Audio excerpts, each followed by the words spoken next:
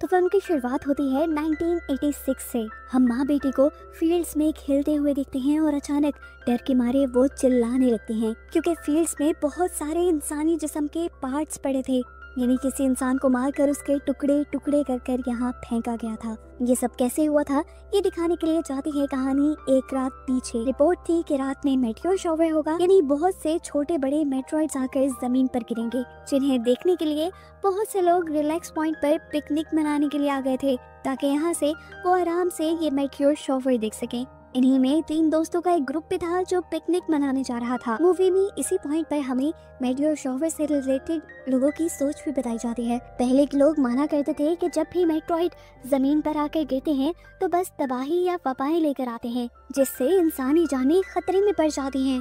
कुछ रिलीजियस लोगों का मानना तो ये था कि जब दुनिया में बुराइयां बहुत ज्यादा बढ़ जाती हैं तो गॉड सबक सिखाने के लिए गुस्से में मेट्रॉइड्स को जमीन पर फेंकते हैं, इंसानों की सजा के तौर पर। खैर मूवी दोबारा कंटिन्यू होती है और हम कैस्टर के ग्रुप को देखते हैं जो जब जंगल से गुजर रहे थे तो इन्हें रास्ते में एक बूढ़े आदमी ने रोक लिया, जो कोई और नहीं बल्कि बूढ़ा पोपॉय ही था।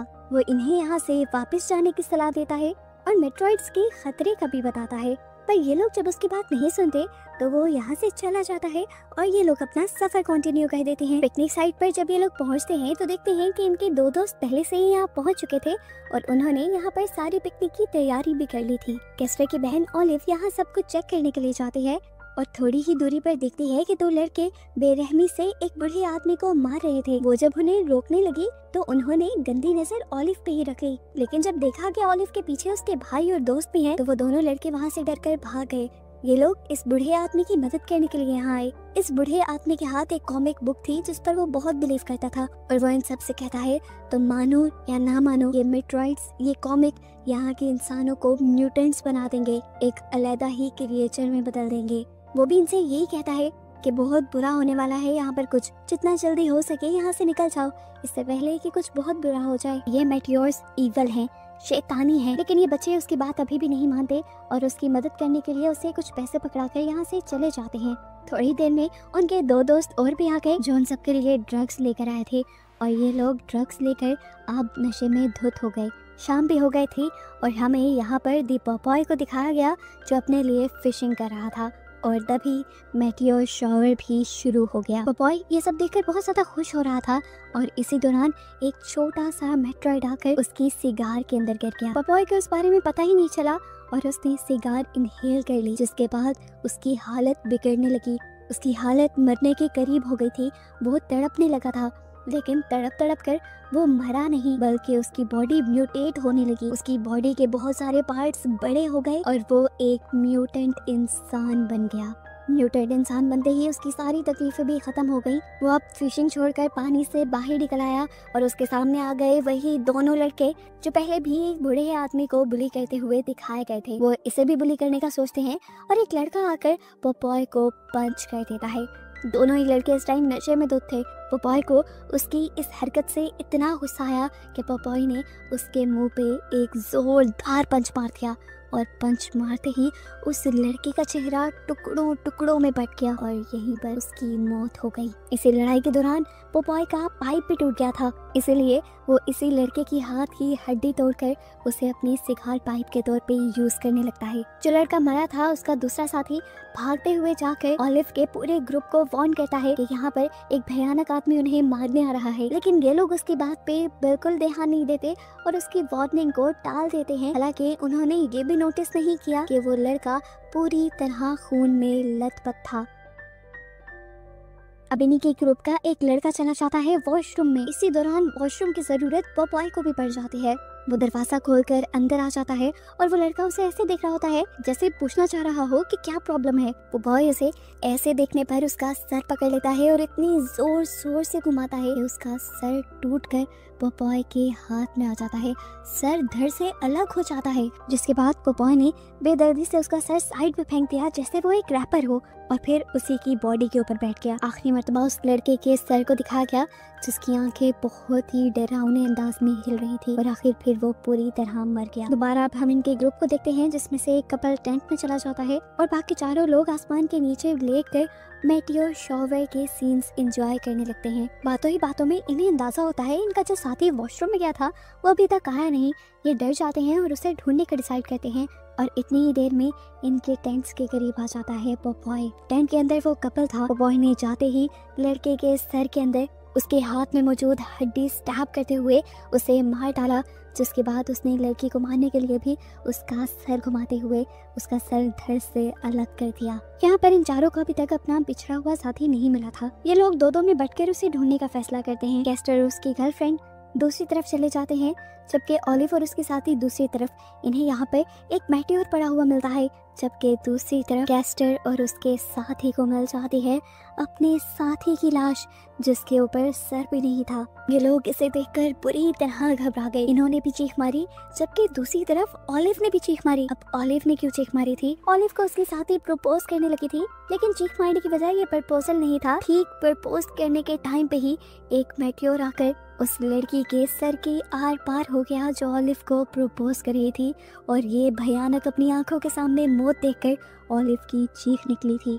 डरकर उसने दोबारा कैंप की तरफ जाने का डिसाइड किया और वहाँ कैस्टर और उसके साथी भी कैंप की तरफ ही जा रहे थे और रास्ते में ही इन तीनों का टकराव हो गया। तीनों ने ही चीख मारी और डरकर यहाँ पर दोनों ही डरावनी न्यूज एक दूसरे को शेयर कर दी। इनका डर और भी बढ़ने लगा था। अब तो इन्हें पछतावा हो रहा था कि इन्होंने यहाँ के लोगों की बातें क्यों नहीं मानी। बार बार लोग इन्हें यहाँ से जाने को कह रहे थे। खैर ये लोग फैसला कर लेते हैं कि ये लोग जल्द ही वापस निकल जाएंगे। लेकिन कैसे निकलते? कैंप के पास जाकर देखा कि पोपॉय बड़े आराम से वहाँ पे बैठा एंजॉय कर रहा था और ये तीनों हैरान परेशान रह गए कि वो बूढ़ा आदमी जिसे इन्होंने दोपहर में देखा था वो अब इतना ताकतवर कैसे हो गया था? ऐसा क्या जादू हुआ था उस पर? अब ये लोग परेशान थे कि ये लोग भागे कैसे, क्योंकि इनकी कार की चाबी भी टैंक में थी जिसके आगे पोपॉय बैठा था। ऑलिव ने डिसाइड किया कि वो अपनी जान को खतरे में डालकर टेंट तक जाएगी। रेंगते हुए छुपते छुपाते वो टेंट के अंदर चली जाती है जहां वो बाकी दोनों की लाश देखकर तो डर गई लेकिन फिलहाल उसने शोर नहीं मचाया क्योंकि उसे अपना मिशन पूरा करना था। चाबी लेकर यहाँ से बाहर निकलना था।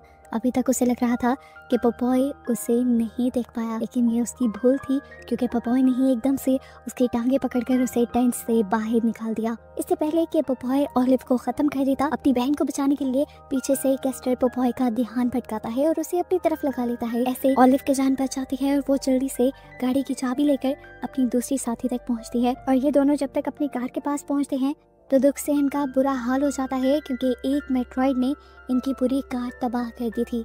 अब इन्हें कैस्टर का भी ख्याल आ गया, उसकी भी तो जान खतरे में थी। तब ऑलिव ने बताया कि मैं और कैस्टर अक्सर यहाँ पे आते रहते हैं। यहाँ पे करीब एक खाली फैक्ट्री है, मैं जानती हूँ जरूर कैस्टर वही गया होगा। ये लोग भी उसे बचाने के लिए वहीं निकल जाते हैं और जैसे ही ये लोग अब रास्ते से गुजर रहे थे तो इन्हें उस बूढ़े आदमी की लाश के टुकड़े टुकड़े भी मिले जिस बूढ़े आदमी ने इन्हें कहा था कि कॉमिक इवल है और वो तबाही लेकर आएगा।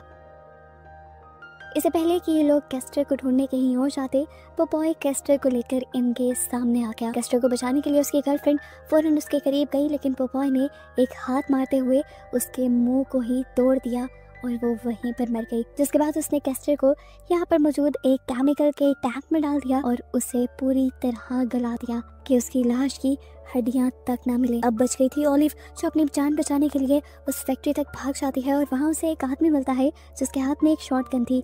वो उसे सारी बात बताती है कि किस तरह एक आदमी उनके पीछे पड़ा है और ग्रुप के सारे मेंबर्स को मार चुका है। ऑलिव की बातें सुनकर वो बूढ़ा आदमी उसे बुरा भला कहने लगा। उसकी बातों से ऑलिव और डर गई लेकिन इस सब में काम की बात उसने ये बताई कि उसने ऐसी सिचुएशन से और ऐसी चीजों से लड़ने के लिए कुछ बनाया हुआ था।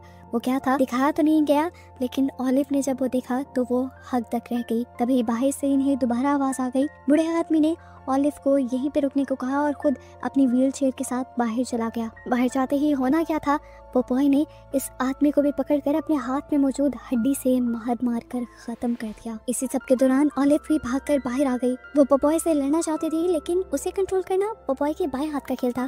पोपॉय उसे साइड पे कर देता है। इससे पहले कि पोपॉय उसे मारता, ऑलिव की किस्मत एक और मर्तबा चल जाती है और यहाँ पर वही जख्मी हुआ लड़का आ जाता है जिसने सबसे पहले आकर इन्हें पोपॉय के बारे में अलर्ट दिया था। वो लड़का पोपॉय के ऊपर हमला करता है।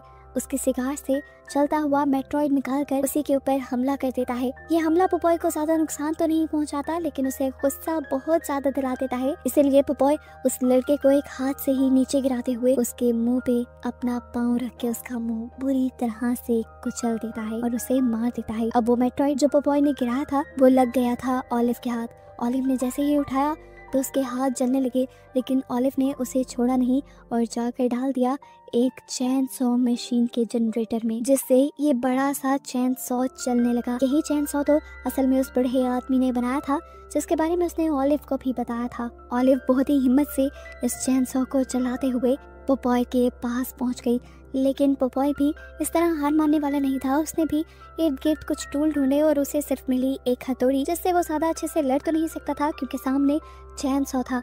ऑलिव ने बड़े ही अच्छे से दिमाग लगाया और एक ही वार में पोपॉय की बॉडी के 2 टुकड़े कर दिए, जिसके बाद उसे लगा कि फाइनली उसकी पोपॉय से जान छूट गई है। वो यहाँ से चली गई, लेकिन सुबह होने पर हमें दिखाया गया कि पोपॉय की लाश वहाँ पे नहीं थी, जिसका मतलब कि पोपॉय अभी जिंदा था। ऑलिव भी जो रात यहीं पर सो गई थी, सुबह उठने पर जब उसने ये नज़ारा देखा तो उसकी टेंशन और भी ज्यादा बढ़ गई। ऑलिव जानती थी कि वो कितना खतरनाक हो सकता है, इसीलिए वो उससे लड़ने की तैयारी में लग जाती है। कहानी में कुछ हफ्ते गुजर जाते हैं और हमें न्यूज़ के जरिए पता चलता है कि पोपॉय अब न्यूयॉर्क में पहुंच चुका था और जगह जगह तबाही फैला रहा था, और उसे खत्म करने के लिए यहाँ पर हमारी सुपर वुमन ऑलिव तैयार हो रही थी। उसने एक मैकेनिकल हाथ बनाया था पोपॉय से लड़ने के लिए, और बस इसी को दिखाते हुए ये कहानी यहाँ खत्म हो जाती है, इस मिस्ट्री के साथ कि क्या ऑलिव पोपॉय को खत्म कर भी पाएगी या नहीं।